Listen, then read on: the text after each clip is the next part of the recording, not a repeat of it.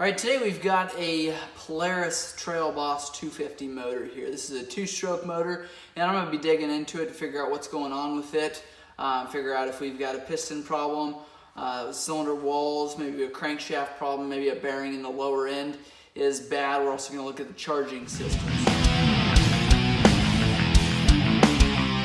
We've got the recoil pull starter off here. This is a 1987 model. Most of these Polaris Trail Boss 250s are going to be identical, so I can point out some differences, but for the most part, tearing them down is going to be exactly the same. We're going to start by pulling off the cylinder head here. We've got 12mm bolts, 2, 4, 6 of those on the top here. All right, and then as soon as we get the bolts off or the nuts off of here, you can just go ahead and lift up on there.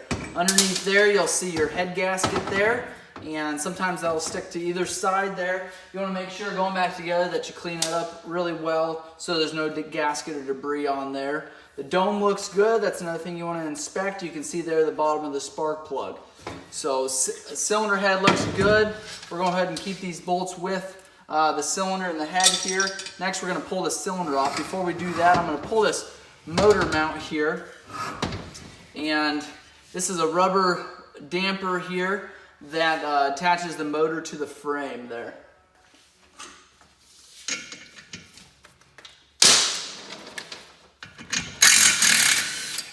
We've got the actual damper part of it pulled off, then we've got our bolts underneath here.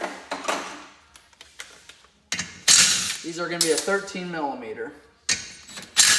And then we've got our ground wire that attaches to the top mount there.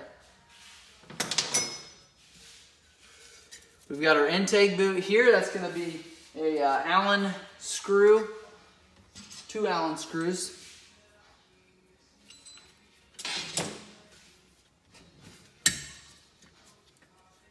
These boots have a common problem with drying up and getting holes in them or tearing, so you need to inspect it really good.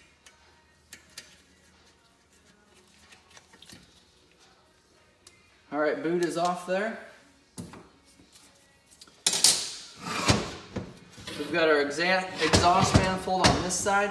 What I'm going to do now is pull these cylinder bolts here off the bottom, or the nuts. They're a 14mm.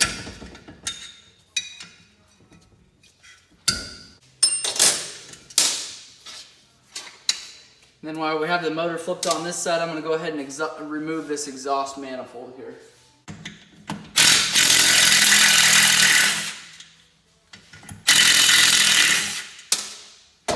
Alright, exhaust manifold is off there. I'm going to flip it over and pull those other cylinder bolts. Alright, cylinder bolts are off there. Now we are going to pull this cylinder. And sometimes you can just take your hand and tap up on it. You want to be careful tapping anywhere where there might be, you might damage a fin with even a rubber mallet. So if you can find a good spot, a lot of times it's simply just breaking the seal of that lower base gasket. Then you can take your hand and just kind of pull it up there. And you might have to walk it back and forth a little bit, but go ahead and pull it off. You may even have to spin it. There's your cylinder. Check the walls for any kind of scoring. That piston has some scoring up and down on it.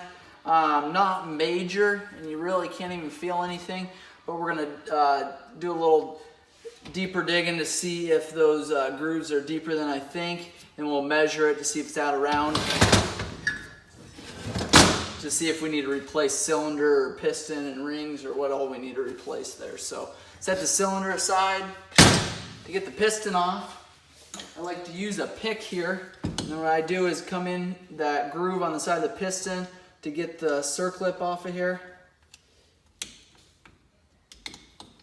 And go ahead and pry that clip out, and you can take and just push that out. If it doesn't come out right away, you can take and tap on it. You do want to make sure that you don't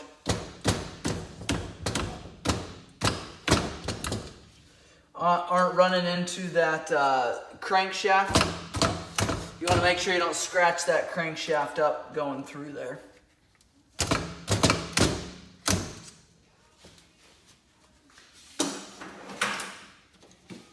If you're going to replace the piston, anyways. A lot of times you'll come with a new pin. You can grab a pair of side dikes, just kind of turn it and pull it out at the same time. There's your piston there. We'll throw our pin back in there just to keep it all together. And then we've got our clip here that I'll put in too. What I like to do with these clips then, take the open side, push it up against, clear into the back of that groove there. And then grab our pick here.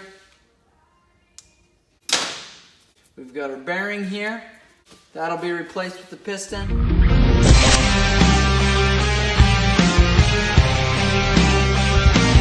oil pump is here, and we've got 2 Phillips screws. I don't know if you'll be able to see it there.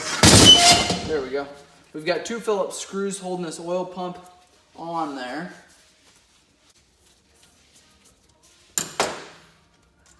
All right, we'll take those screws out there, and then you can just lift up on that oil pump there.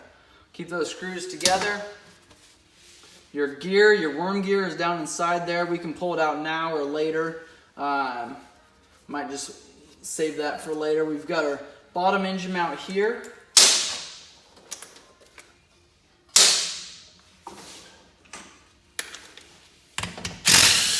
Takes a 14 millimeter.